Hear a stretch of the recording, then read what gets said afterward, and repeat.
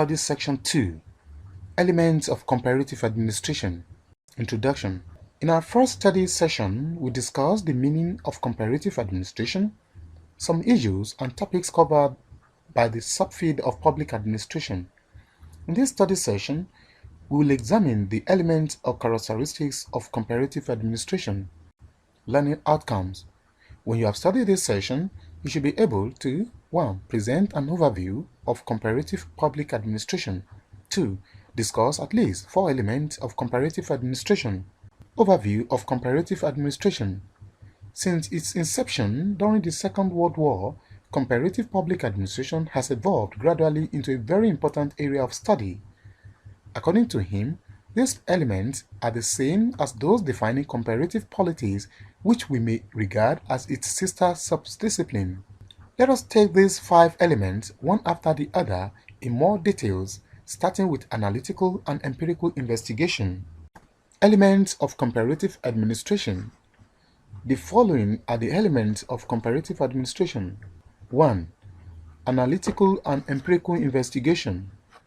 The development of comparative public administration has been shaped by the development in behavioralism in the political science discipline and more specifically in the discipline of public administration.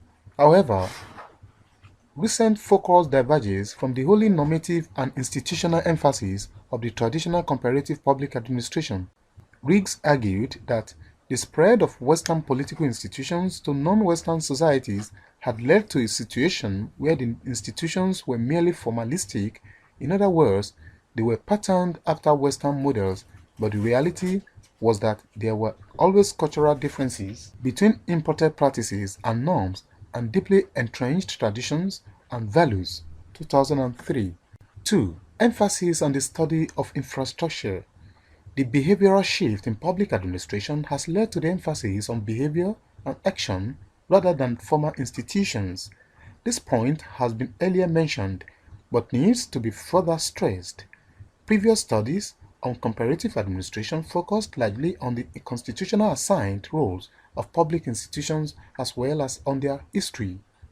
For example, the number and nature of the employees in the public sector serves as an indicator of the size of the public sector and the way in which the later private society, thus injecting a relationship between civil society and public administration into the analysis. 3. Focus on developing countries. As we saw in study section 3, the development of comparative public administration was underpinned by the need to understand political institutions and administrative behavior in developing countries. But realities did not meet expectations, and indeed, the modernization project failed to unleash the expected results. It was partly for this reason that various academic forums were constituted in the Western academia to engage with these problems. According to Riggs, what explained this phenomenon was a contradiction between Western institutions and values and the socio-cultural context which they were adapted into. 1964, Rodman, 1968. Focus on developing countries have remained an integral part of the study of comparative public administration since its inception, although developed countries have been brought increasingly within the radar not merely as models but as societies to be modeled in certain areas where their administrative systems are defective. 4. Emphasis on the development of a value-free theory. The fourth element we shall be looking at is emphasizing on developing a value-free theory.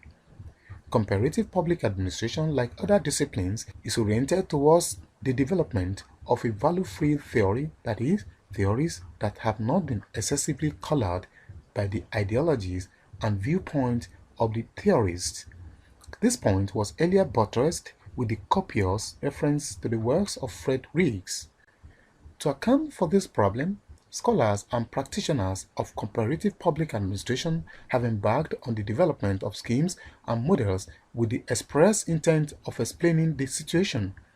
Such societies are characterized by insecurity, inequality, negative administrative and political development, recruitment based on attainment, and a marked difference between formal and effective administrative institutions. 5. Preference for interdisciplinary approaches. A fifth element of comparative administration we should discuss is preference for interdisciplinary approaches. Comparative public administration has an interdisciplinary range. Take, for example, financial, sociological, historical, demographic factors, etc. This method can help in exhausting the range of issues under investigation rather than addressing the issues in a manner bereft of rigor. 6. Ethnocentrism. Last element or characteristics of the studies in comparative administration borders on ethnocentrism and Eurocentrism. From what you have learned in the previous study sessions, you will perhaps have noted the dawning attributions ascribed to non-Western societies. There is no terrain in which this phenomenon has played itself out better than in the thought pattern of Western comparative administration scholars. In this enterprise, non-Western ideas are merely adductive and lacking in originality. These assumptions premised the vision of modernization which the Western countries sought to spread to other parts of the world. Thus, comparative public administration is Eurocentric because it is a European vision of the world and ethnocentric because it sees only the ideas from the West as the only ideas that can solve societal problems. Study Section 2 Summary. In this study session, we explain the key elements of comparative public administration. One of such elements is the emphasis on analysis and empiricism. In other words, the issues raised must have a reference in reality. Here, the focus is on what is and not what ought to be. We also saw that developing countries occupy a central place in comparative public administration. Lastly, comparative public administration is interdisciplinary in character since it borrows across the social sciences for analytical insights. Notably, in the analysis of comparative public administration, the emphasis is on three areas: individual, organization, and behavior. One of the negative elements is, however, that comparative administration is Eurocentric and ethnocentric. This is the end of study section 2. Thanks for listening.